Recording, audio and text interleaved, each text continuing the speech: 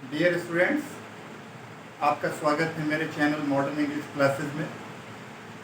आज हम लोग बात करेंगे क्लास 9 की इंग्लिश की बुक मूवमेंट की लेसन 5 द हैप्पी प्रिंस की। हम आपको इस लेसन की समरी बताएंगे और उससे पहले मैं आपको बता दूं कि ये पूरी की पूरी स्टोरी लव एंड अफेक्शन पर डिपेंड करती है, जिसमें एक बर्ड स्वेलो किस तरीके से अपना प्यार दिखाती है हैप्पी प्रिंस को। आइए इस कहानी को शुरू करते हैं।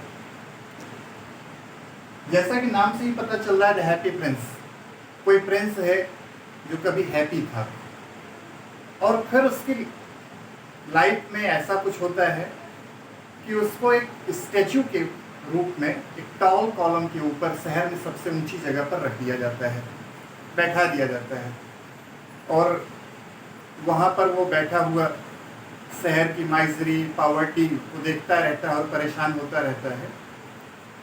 ऐसे ही एक रात एक स्वेलो उधर से निकल रहा होता है जिसको इजिप्ट जाना है और उसके जितने भी फ्रेंड्स हैं, रिलेटिव्स हैं स्वेलो के, वो सब पहले ही इजिप्ट जा चुके हैं।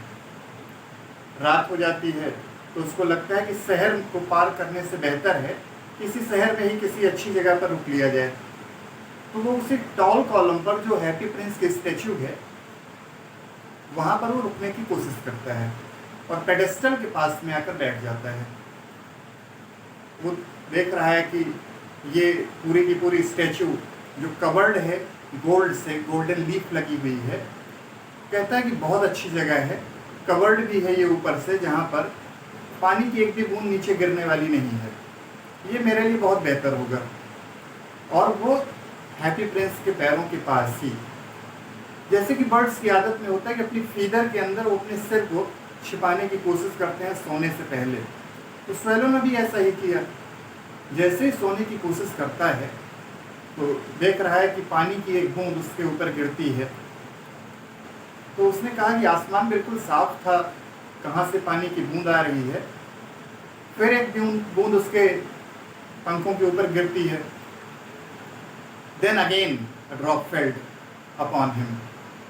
ऊपर जैसे ही सर करके देखता है तो क्या देख रहा है वो कि आसमान बिल्कुल साफ है, तारे निकले हुए हैं और ऐसे में उसने हैप्पी प्रिंस के चेहरे की तरफ देखा।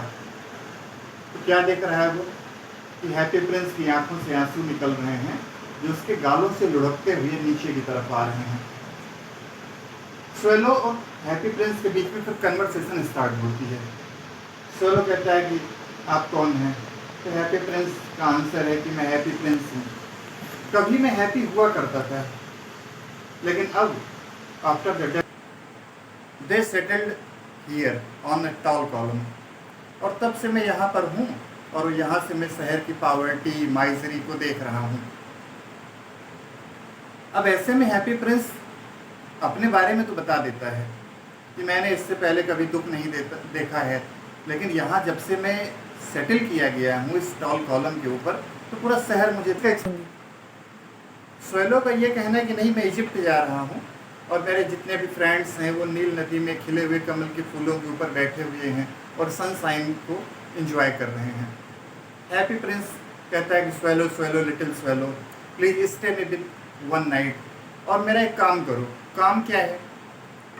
हैप्पी प्रिंस कहता है कि मैं यहाँ टॉल कॉलम के ऊपर बैठा हुआ एक सिमेस्टस को देख रहा हूँ। सिमेस्टस मीन्स दर्जिन, जो कपड़े सिलने का काम करती है, और उसके कमरे में छोटा सा कमरा है, उसका एक बेबी बॉय है जो बेड के ऊपर लेटा हुआ है, जो बुखार से पीड़ित है, तप रहा है, और वो अपनी मदर से ऑरेंजेस मांग रहा है खाने के लिए। मदर इतना ज़्यादा परेशान है कि उसके पास उसको देने के लिए रिवर वाटर के अलावा कुछ भी नहीं, नदी के पानी के अलावा देने के लिए मदर के पास कुछ भी नहीं है। मदर भी खुद परेशान है। हैप्पी प्रिंस कहता है कि स्वेलो, तुम ऐसा करो कि मेरी जो सॉर्ड तलवार, इसकी जो हिल्ट है, इसकी मुठिया जहाँ से पकड़ते हैं तलवार को, उसमें एक रूबी लगा हुआ है, एक पत्थर है, कीमती पत्थर, वो तुम निकालो और लेके जाओ और उस सिमेस्टस को देके आओ जिसको सेल करेगी मार्केट में, और वो अपने बच्चे के लिए मेडिसिन, उसको खाने के लिए ऑरेंजेस ला कर देगी। स्वेलो हैप्पी प्रिंस की बात को मान जाता है और वो उस सेमेस्टर्स के लिए खेत में लगी हुई जो मड़ी है उसको निकालता है और बहुत तेज़ी के साथ सूट करता है, सूट डबे बहुत तेज़ी के साथ झपट्टा मारते हुए वहाँ पहुँचता है। वो सेमेस्टर्स थकी हुई है, उंगली में पहनने के लिए उसके पास थिम्बल नहीं है, अंगुस्ताना जो उंगलियों में पहनते हैं, और न पहनने पे निडल बार बार चुभती है, तो जिससे कि प्रिकल्ड हो गए, उसके हैंड रेड हो गए हैं। वो सिर नीचे करके टेबल पर बैठी हुई है और हैप्पी प्रिंस के कहने से स्वेलो उस मड़ी को ले जाता है और तेजी के साथ उस कमरे की एक ओपन विंडो के थ्रू इंटर करता है और टेबल पर रख देता है।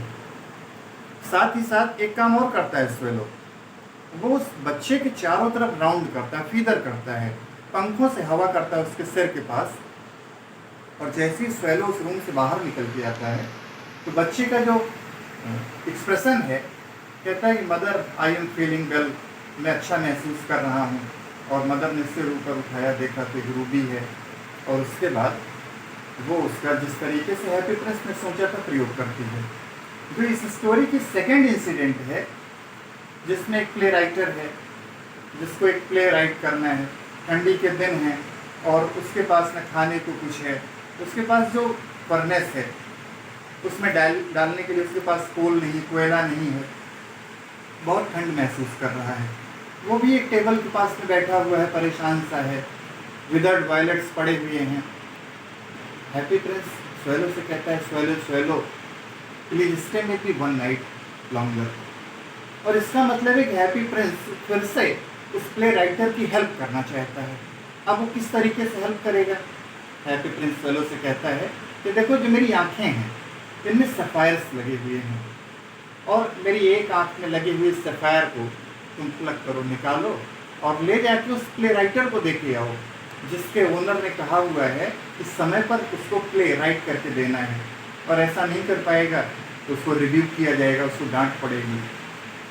हैप्पी प्रिंस के कहने से स्वेलो उसका कहना मान जाता है और उसकी एक आई को जिसमें सफ़ायर लगे हुए हैं निकालता है और उस प्ले राइटर के लिए देने के लिए चल पड़ता है।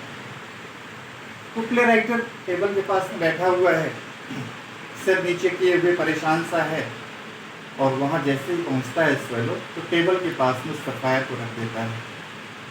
सिर ऊपर करने पे वो प्ले राइटर कहता है, अरे ये कोई मेरा चाहने वाला है, कोई मेरा वेल विशर है, कोई मेरा फ़ैन है इतना बड़ा जिसने मेरी हेल्प की है। और उसको सेल करने के बाद उस सफ़ायर को वो फर्नेस के लिए कोल ले आता है, खाने पीने का इंतज़ाम करता है और प्ले राइट करता है। हैप्पी प्रिंस की आदत में हो गया है कि शहर की पावर्टी, माइजरी को देखना, जो वहाँ की गरीबी है, जो वहाँ के हालात में, उसको देखता है तो परेशान होता है। क्या करता है वो? एक और इंसिडेंट इसके साथ में कनेक्ट होती है। हैप्पी प्रिंस स्वेलो से कहता है, swallow swallow please stay with me one night longer. ऐसा बार बार स्वेलो से हैप्पी प्रिंस को प्लीड करना पड़ता है। उसके पीछे रीज़न ये है, मैं आपको बता दूं कि बार बार स्वेलो एक काम करने के बाद हैप्पी प्रिंस के ऊपर जैसे एहसान सा लाता हो, कहता हो कि हैप्पी प्रिंस मैं आज की रात यहाँ से चला जाऊँगा। जाना कहाँ उसको? He wants to go to Egypt, जहाँ पर उसके दोस्त पहले से ही जा चुके हैं, और उसको भी वो आनंद लेना है जिस तरीके का आनंद उसके दोस्त नील नदी में खिले हुए कमल के फूलों के ऊपर बैठकर ले रहे हैं। और फिर एक बार बैक करने के बाद हैप्पी प्रिंस के स्वेलो कहता ठीक है, I will stay with one night longer, मैं आपके साथ एक रात रुकने को और तैयार हूँ। हैप्पी प्रिंस ने फिर से बैक किया कि जो मेरी दूसरी आँख है इसमें जो सफ़ायर लगा हुआ है ये आप निकालो, और कहाँ लेके जाना है? The new address. और इस बार का जो एड्रेस है कि शहर में स्क्वायर, जो एक चौरस्ता जैसा है, चौराहा, वहाँ पर एक छोटी सी नियर अबाउट 8 या 9 ईयर्स ओल्ड गर्ल खड़ी है, जिसके पैरों में स्लीपर नहीं है, जिसने शूज नहीं पहने हैं, बेयर हेड है, जिसने जो कपड़े पहने हुए हैं वो फटे हुए हैं, चिथड़े हैं। ठंड में उसको इतनी ज़्यादा ठंड महसूस हो रही है, लेकिन उसके फादर ने उसको काम दिया हुआ है। काम क्या है? तो उसके पास मैच स्टिक्स हैं जिनको सेल करना है, और सेल करने के बाद उसको जो पैसे मिलेंगे तो उसके परिवार का पालन पोषण होगा। खड़ी है लड़की और पता नहीं कैसे लापरवाही से या ठंड की वजह से हाथ कांप रहे थे उसके, वो पूरे के पूरे मैच स्टिक पास में एक नाला है जिसमें गिर जाता है और माचिस की सारी डिब्बियाँ डूब जाती हैं। अब रो रही डर की वजह से कि घर जाएगी बिना पैसे लिए, तो उसका फादर उसको रिव्यू करेगा, स्कोल्ड करेगा, डांटेगा। रो रही है तो हैप्पी प्रिंस से देखा नहीं गया और अब कहा कि मेरी दूसरी आँख में जो सफ़ायर लगे हुए इनको लेकर जाओ तुम। हैप्पी प्रिंस के कहने पे स्वेलो डायरेक्ट मना कर देता है, डिनाइड कर देता है। किस लिए? कि अगर मैंने आपकी दूसरी आँख भी निकाल ली तो क्या होगा, तब आप कुछ देख ही नहीं पाएंगे। लेकिन हैप्पी प्रिंस ने बार बार बेग किया तो स्वेलो मान जाता है और दूसरी आँख भी प्लग करता है और उस लड़की के पास के लिए जाता है। जब वो अपने हाथ आगे किए हुए रो रही थी, बेग कर रही थी, ईश्वर को याद कर रही थी शायद कि कहीं से कोई मदद आ जाए। और जैसे ही उसने सिर ऊपर किया तो देख रही है कि वाइट कलर की मड़ी उसके हाथ पर पड़ी हुई है। वो अपनी मुट्ठी को बंद करती है और खुशी के मारे घर के लिए भागती है। जब घर पहुंची तो उसने अपने फादर को वो दिखाया और कहा कि देखिए आज मैं क्या लाई हूँ। उसका फादर बहुत खुश हुआ और उसको सेल करने के बाद उन्होंने जो उनकी ज़रूरत के सामान थे उनको अरेंज किया। हैप्पी प्रिंस के पास के लिए स्वेलो उड़ता हुआ फिर पहुंचा और बताया कि मैंने आपका काम कर दिया है, but I will not go to Egypt. अब मैं इजिप्ट नहीं जाऊंगा। तो हैप्पी प्रिंस ने कहा नहीं, मेरे सारे काम हो चुके, अब तुम जा सकते हो यहाँ से। तो स्वेलो ने कहा नहीं, अब मैं आपके पास रुकूंगा और आपकी दोनों आंखों से दिखना बंद हो गया है तो मैं आपके कंधे पर बैठूंगा और मैं आपको बताऊंगा कि शहर के अंदर क्या हो रहा है। अब ये दोनों के बीच का जो मैंने पहले ही लिख दिया था, story of love and affection between the happy Prince and the swallow, यहाँ आप देखिए कि हैप्पी प्रिंस की आंखों से दिखना बंद होना, स्वेलो का अट्रैक्ट होना, स्वेलो का अफेक्शन और लव हैप्पी प्रिंस के लिए शो होना, यहाँ से स्टार्ट होता है। हैप्पी प्रिंस के कंधे पे स्वेलो बैठा हुआ है।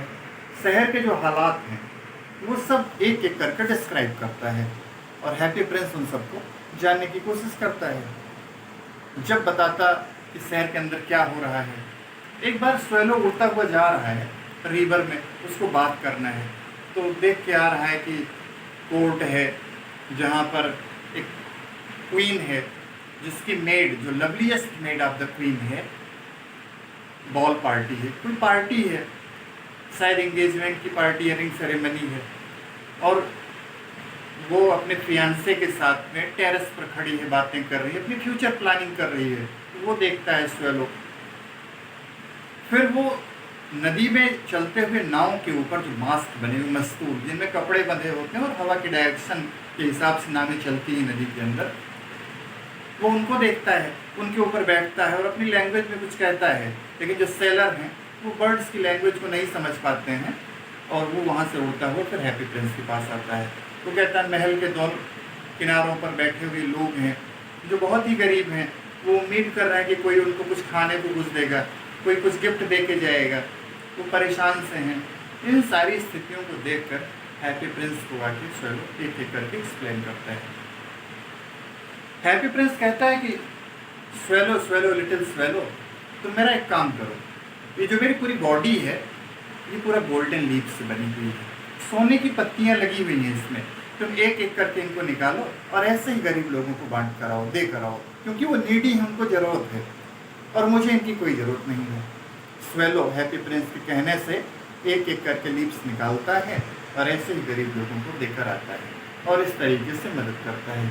एक वक्त ऐसा आ गया हैप्पी प्रिंस के साथ जब जितनी भी लीव्स थी गोल्डन, वो सब की सब निकाल दी गई। अब वो वियर्ड दिखने लगा। अब वो ऐसा दिख रहा था जैसे कि देखने लायक ना हो, इतने खराब हालात हो गए। एक दिन टाउन काउंसिलर और मेयर वो राउंड पर निकले हुए थे, तो उन्होंने हैप्पी प्रिंस के स्टैचू को देखा तो बड़ा ही वियर्ड लग रहा था और ठंड इतनी ज़्यादा थी कि स्वेलो ने कहा कि आई वॉन्ट टू किस। फाड़ देंगे। ठंड इतनी ज़्यादा है कि स्वेलो बिल्कुल उसको बियर नहीं कर पा रहा है। एक दिन जब स्वेलो को लगा कि अब और ज़्यादा लाइफ यहाँ पर सस्टेन नहीं कर सकता, तो उसने हैप्पी प्रिंस से कहा I want to kiss on your hand. और उसके बाद वो हैप्पी प्रिंस को लगा कि अब जाना चाहता होगा इजिप्ट, तो उसने कहा नहीं, तो मेरे हैंड पर किस करने की बजाय इफ़ यू वांट टू किस me on my hand you can किस मी ऑन माय लिप्स। और ऐसा करने के बाद स्वेलो तुरंत ही गिरता है हैप्पी प्रिंस के पैरों के पास और डेड हो जाता है, उसकी डेथ हो जाती है।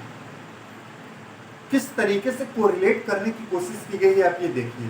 उधर हैप्पी प्रिंस को किस करने के बाद स्वेलो जैसे ही गिरता है उसके पेडेस्टल के पास तो मर जाता है। इधर हैप्पी प्रिंस के स्टेचू में क्रैक आ जाता है।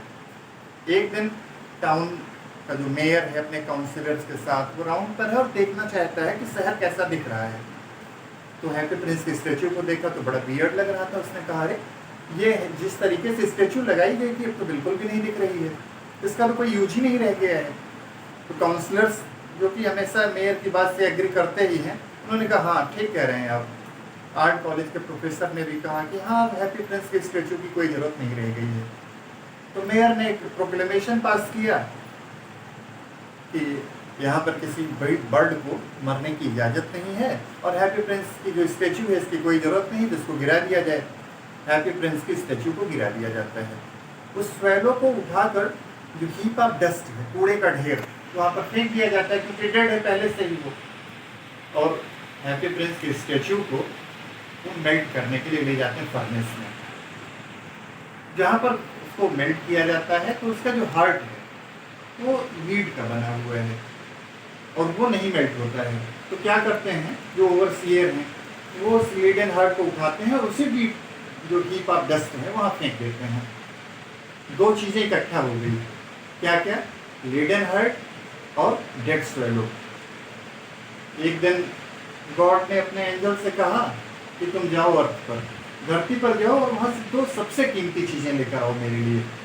तो एंजल्स आते हैं और उस जो हीप ऑफ डस्ट है, कूड़े का ढेर, वहाँ पहुँचते हैं। वहाँ से उन्होंने डेड स्वेलो को लिया और उस लीड एंड हार्ट को और ले करके गॉड के पास पहुँचे। तो गॉड ने कहा अरे वाह कितनी बढ़िया चीज़ें चुन के लाए हो जो मैं चाहता था।